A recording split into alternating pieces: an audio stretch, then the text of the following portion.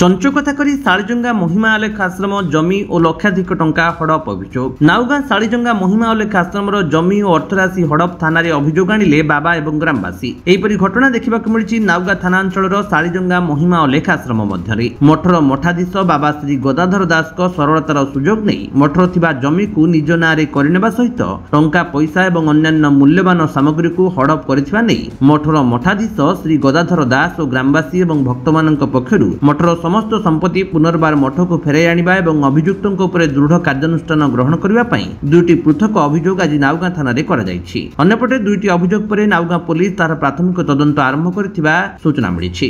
अभियोग आम ग्राम रे थिबा महिमा आश्रम रो जमी मठ पैसा रे किणा हुए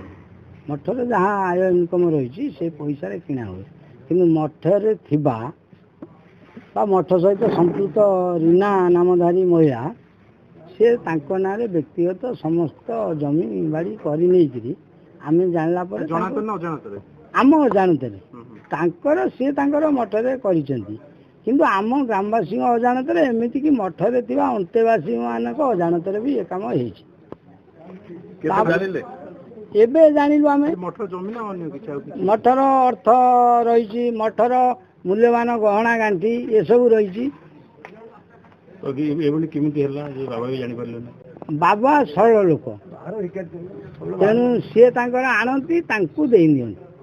तेणु सी सरल लोक तेणु एत कथा भितर से तो जानते मठे मठ लोक माने हाँ मठ दायित्व मठर तो थिले तेणु सी दायित्व बाबा देते तुम बुझ किंतु बाबा विश्वास से विषय आम चाहूँ जे से जो संपत्ति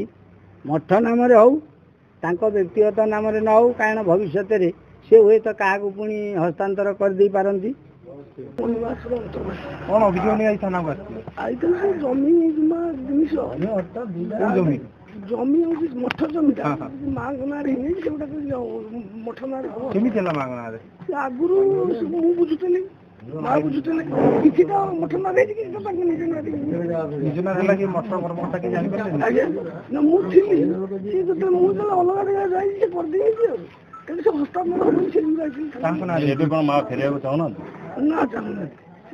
मो बापा संपत्ति फेर चाहूना अभियोग कौन दाबी रोज कौन दाबी रोज मठ टंकार किना मठ ना बापा जमी सहित मठर भी लक्षाधिक टंका हड़प अभियोग आसूसी सब बुझुले बाबा आगे सी सब बुझुले केते टंका मठर हड़प जना आज्ञा केते टंका सी सब बुझुले बाबा आनती मठर जो रोजगार हुए बाबा जो आप चतुर्दशी हो कि आप बाबा जो भिक्षा करती बाबा जो बत्ती लगे आनती से पैसा तू क्या प्रकार बैंक सहित किसी तार लिंक रही तो बाबा दौले बाबा किसी हिसाब रखु